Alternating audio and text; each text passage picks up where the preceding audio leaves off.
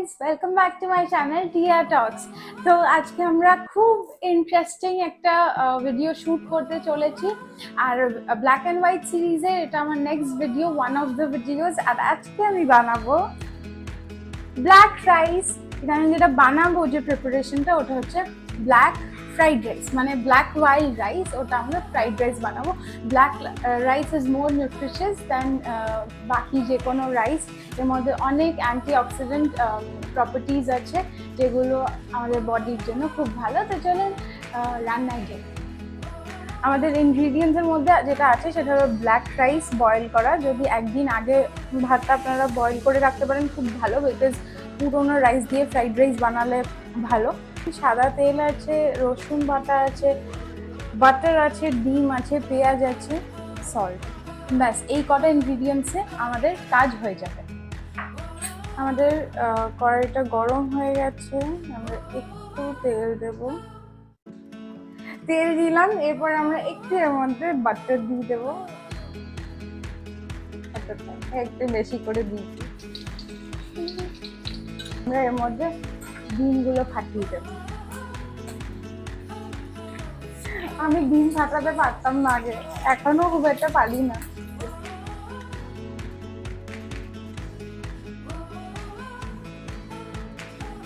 কারণ আমার মনে হয় ফাটালেই নয়, একটু সাইডে চলে আসছে, খোসাগুলোর ভেতরে চলে যাচ্ছে, আর নাহলে মনে হয় ছিটকাচ্ছে তেলের মধ্যে দিলে। কার এরকম হয় আমাকে জানাবেন কমেন্ট সেকশনে।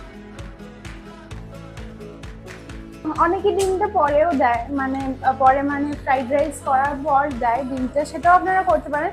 বাট আই ফিল এটা আগে দিয়ে এর মধ্যে ভাত দিলে বেশি ভালো লাগে, তাই আমি এইভাবেই করি।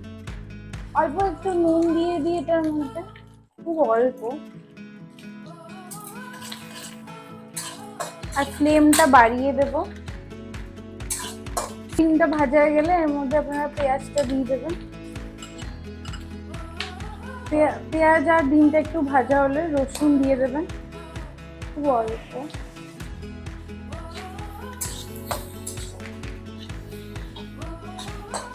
হাই ফ্লেমে এই ডিমটাকে আমি ভাজা করে নেব। মনে হচ্ছে একটু এটা ড্রাই ড্রাই লাগছে, তাই আমি অল্প একটু এটার মধ্যে বাটার অ্যাড করব। এটা যখন একটু ভালো করে ফ্রাই হয়ে গেছে তখন আমি এর মধ্যে ভাতটা দিয়ে দেব।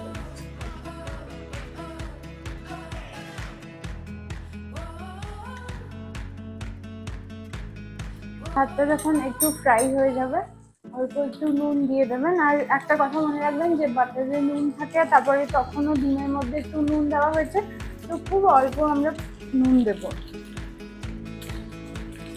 আপনারা টেস্ট করে নেবেন, তারপর যদি আরো লাগে তারপরে দেবেন, আগে থেকেই দেবেন না।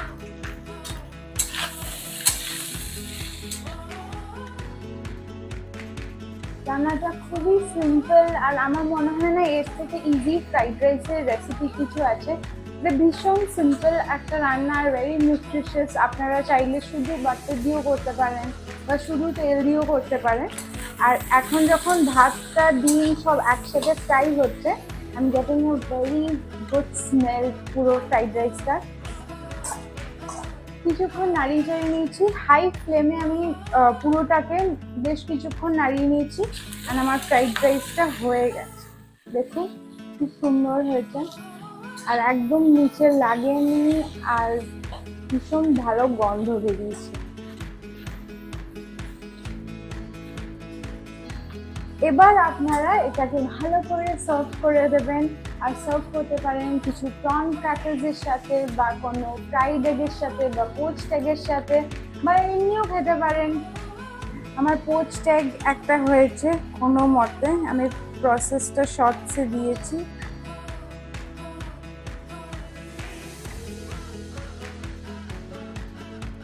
আমার black fried rice with poached egg ready.